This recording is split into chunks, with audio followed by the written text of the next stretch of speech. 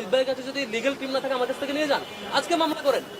যার ব্যাপারে অভিযোগ দিচ্ছেন তার ব্যাপারে এখন গিয়ে মামলা করেন। আপনার কাছে টাকা পয়সা না থাকলে, লিগ্যাল টিম না থাকলে, আইনি সাপোর্ট দেওয়ার মতো টিম না থাকলে আমার কাছ থেকে নিয়ে যান, তার বিরুদ্ধে ব্যবস্থা নেন। এতদিন চুপ ছিলেন কেন?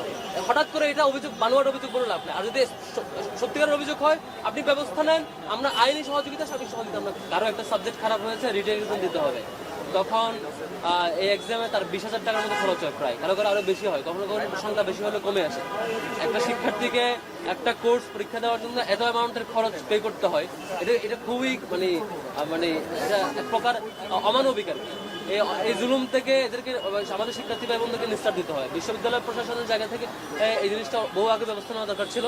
আমাদের এই জায়গায় অন্যতম একটি কমিটমেন্ট হচ্ছে এই যে অতিরিক্ত ফি নেওয়া এবং এটা একটা বাণিজ্যকরণে পরিণত করা বিশ্ববিদ্যালয়ের এক্সামগুলোকে। এখান থেকে আমরা এটার ব্যাপারে আমরা সিরিয়াসলি ব্যবস্থা নেব ইনশাল্লাহ আমাদের সুযোগ হলে। আর এরপরে হচ্ছে এই যে আপনারা দেখতে পেয়েছেন আমাদের সোহরাওয়ার্দী উদ্যান এখন গেটগুলো বন্ধ সিকিউরিটি কনসার্নের কারণে, যাতে করে সেখানে ভবঘুরে না থাকে এবং ইউনিভার্সিটি সেফ থাকে।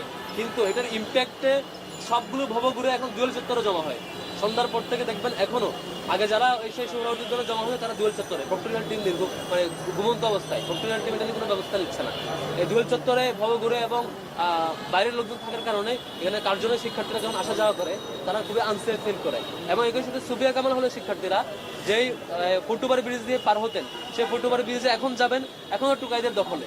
এই ফুটুবার ব্রিজ সবসময় টুকাইদের দখলে থাকে। এটা যে উদ্দেশ্যে দেওয়া, শিক্ষার্থীরা ইজিলি পার হবেন, শিক্ষার্থীরা তাদের সেফটি ফিল করবেন, রাস্তার যে গাড়ি পারাপারের অবস্থা সেটাকে অ্যাভয়েড করে উপর দিয়ে পার হবেন, সেটা আর পারছে না টোকাইদের কারণে। বিশ্ববিদ্যালয় প্রশাসনের এটি অন্যতম একটি দায়িত্ব সুবিয়া কামাল হলের এতগুলো শিক্ষার্থী বন্ধুদের সেফটির জন্য এটিকে অলওয়েজ একটা তদারকির মধ্যে রাখা এবং সেটি একটা ব্যবস্থা রাখা। এই জিনিসটাও এখন পর্যন্ত হয়নি। আপনারা দেখেছেন শাটল, নির্বাচনী ব্যবস্থার কথা বলে শাটল বন্ধ করে দেওয়া হয়েছে। আমরা কথা বলেছি ইউনিভার্সিটি প্রশাসনের সাথে, এটি ইউনিভার্সিটি প্রশাসন বলেছে আজকের মধ্যে আবার চালু করবে। সেটি নির্বাচনকে উপলক্ষ করে বারবার হয়রানিমূলক বিভিন্ন উদ্যোগ নেওয়া হয় আর কি, এটা খুবই দুঃখজনক। আর এর বাইরে হচ্ছে কার্যালয় যে মুসাকা মসজিদ, এটা 5 ওয়াক্ত নামাজের মধ্যে সীমাবদ্ধ, কোন রকম নামাজ পড়ে এর মধ্যে সীমাবদ্ধ। এটা একটা আমাদের কালচারাল হেরিটেজের অংশ।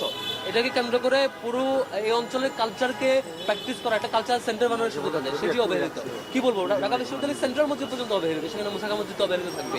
এই জায়গাটি কার্জন কেন্দ্রিক, মুসাকা মসজিদ কেন্দ্র করে আমরা এটিকে একটা কালচারাল হেরিটেজ, কালচারাল সেন্টারে রূপান্তর করেন আমাদের একটা শেষ সুযোগটা থাকবে বলে বিশ্বাস করছি। আমি আপনাদের প্রশ্ন শেষে নেব। আচ্ছা, আমার প্রশ্ন দিয়েছেন বরাদ আপনার কাছে, সেটি হলো যে ছাত্র দলের যিনি বিপি প্রার্থী আবিদুল ইসলাম খান, তিনি কয়েকদিন ধরে টক শোতে বলছেন যে 2016 সালে কবি জসিমউদ্দিন হলে উনাকে এই টর্চার করা হয়েছিল শিবির প্লেন দিয়ে, এবং কি সেখানে শিবিরের একজন নির্যাতনের সঙ্গে যুক্ত ছিল। এই বিষয়ে আপনি কি বলবেন? সুন্দর প্রশ্ন। আমাদের বন্ধু প্রতিনিধি সংগঠন ছাত্রদলের যিনি বিপি পদপ্রার্থী, তিনি গত কয়েকদিন ধরে নতুন একটি অভিযোগ বিভিন্ন জায়গায় পাঠ করছেন আর কি, সুন্দরভাবে।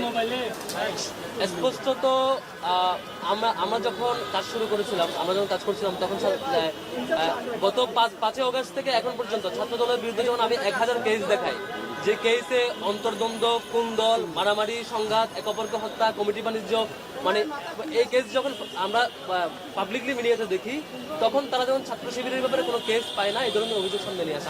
আমরা তখন বলেছিলাম স্পষ্টত, আপনি এতদিন অভিযোগ দেন নাই কেন?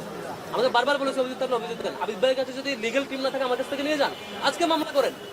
যার ব্যাপারে অভিযোগ দিচ্ছেন তার ব্যাপারে এখন গিয়ে মামলা করেন। আপনার কাছে টাকা পয়সা না থাকলে, লিগ্যাল টিম না থাকলে, আইনি সাপোর্ট দেওয়ার মতো টিম না থাকলে আমার কাছ থেকে নিয়ে যান, তার বিরুদ্ধে ব্যবস্থা নেন। এতদিন চুপ ছিলেন কেন? হঠাৎ করে এটা বানোয়াট অভিযোগ বলে লাভ নেই। আর যদি সত্যিকারের অভিযোগ হয় আপনি ব্যবস্থা নেন, আমরা আইনি সহযোগিতা, সার্বিক সহযোগিতা আমরা করবো কোনো অপরাধীর বেলায়। আর যদি এমন হয় যে হচ্ছে শিবিরের ডায়েরি কারো হাতে থাকলে সে শিবির হয়ে যায়, কালকে দেখলাম আবিদ ভাই নাকি শিবির হয়ে গেছে। আবিদ ভাই কোথায়? আমরা ছাত্র শিবিরের পক্ষ থেকে সবাইকে ডায়েরি গিফট করি আর কি, অন্যান্য সংগঠনকে। হয়তো ভাই ওখান থেকে একটা ডায়েরি হাতে নিয়ে প্রেস কনফারেন্স করছে, ফেসবুকে তাকে শিবির বানিয়ে দেওয়া হয়েছে। এখন ওনারা অন্তর্দ্বন্দ্বে একে অপরকে মন খারাপ করবে, একে অপরকে শিবির বানাবে ট্যাগিং দিয়ে, নিজেদের দলের মধ্যে একে অপরকে খুনও করতে পারে। এই ট্যাগিং এর রাজনীতিতে ওনারা একটা অভিযোগ বানাবে, সেই অভিযোগ আমাদের বিশ্বাস করতে হবে। আর সেই অভিযোগ সত্য হয় থাকলে আপনি ব্যবস্থা নেন।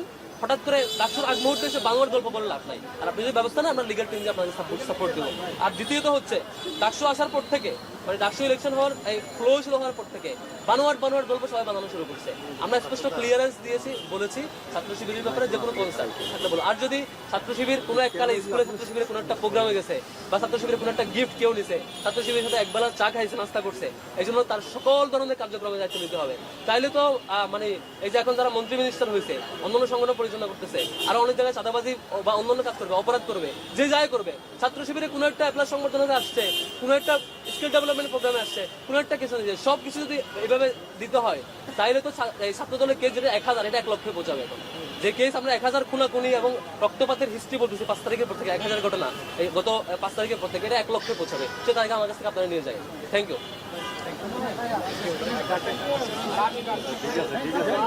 Thank you.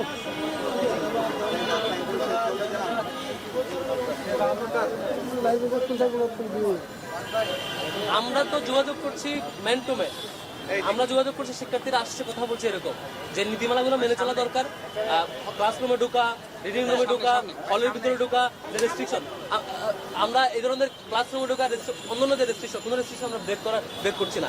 আগামীকালকে থেকে আমরা প্রচারণা করতে পারবো 26 তারিখ থেকে, তখন আমরা পাবলিকলি প্রচারণা ক্যাম্পেইনে নামবো ইনশাল্লাহ। আর এর বাইরে একটা বিনীত অনুরোধ সবার প্রতি, অন্য সংগঠনের প্রতি, আমরা আসলে জুলাই একসাথে ছিলাম, একসাথে থাকবো।